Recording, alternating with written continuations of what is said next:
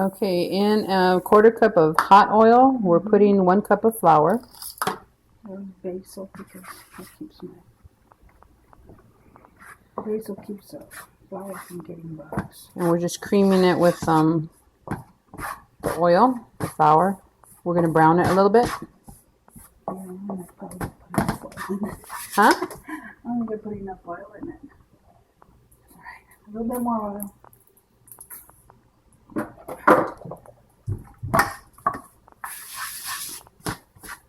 So we probably needed about a 1/3 cup of oil, not a 1/4.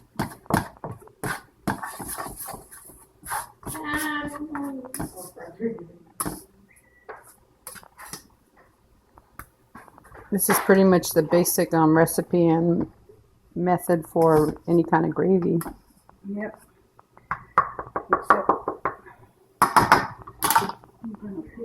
Alright, so you can see it there sizzling and everything. And now Mom's getting a huge tablespoon of red chili powder. She's doing about 1.5 tablespoons. Oh, And this heaping, and this is about a 1/2 tablespoon of garlic powder. Or yeah.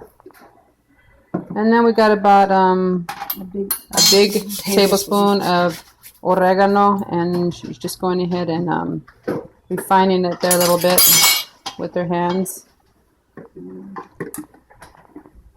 And then about a 1/2 tablespoon of comino. Actually, aka 1 tablespoon. Cumin, 1 tablespoon. So now we're just mixing it all together, taking it off the heat, because it will burn. Yep. You don't want a burnt smell. It smells wonderful right now.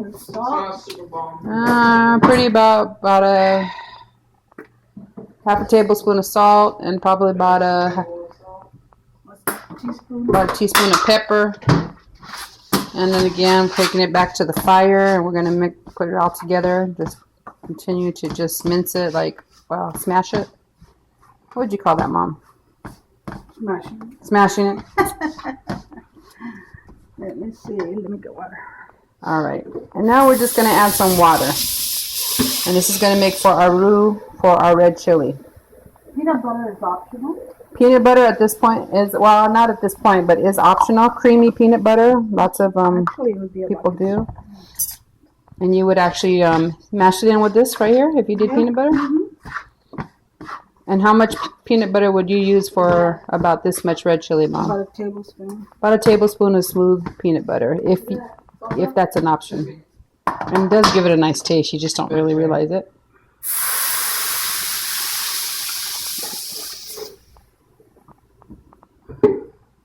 And we just put in about 32 ounces of water. No, more than that, 64.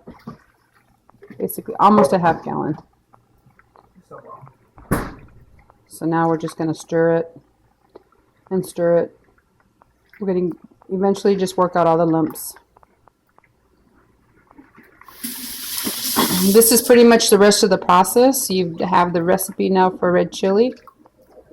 And then you just continue to work in it until you can smooth all the lumps out and it becomes a nice texture. Or you can use this. You can use a hand mixer. It's a bit thicker. When it gets thicker, that way it'll be nice and smooth. Which will help to smooth it out. And then you just keep working it like this. You're going to bring it to a boil as well. When it gets to the boil, you're going to lower it, and you're going to continue to stir it. You got to keep stirring this, because if not, it will stick to the bottom a little bit and it'll burn. So this is pretty much the recipe, and you just got to keep working it from this point until you get it to the texture you want. Depending on how much flour you use, you can add water, or you can just let it cook down until it's a little bit thicker.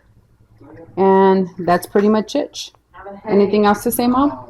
No, that's it.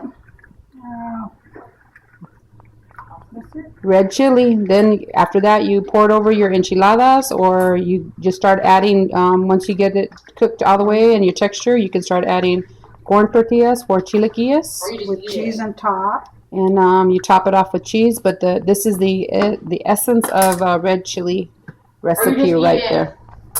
And you hear our daughter, you just eat it like that. You like it like that, girl? Alrighty. Do I get like that? Awesome.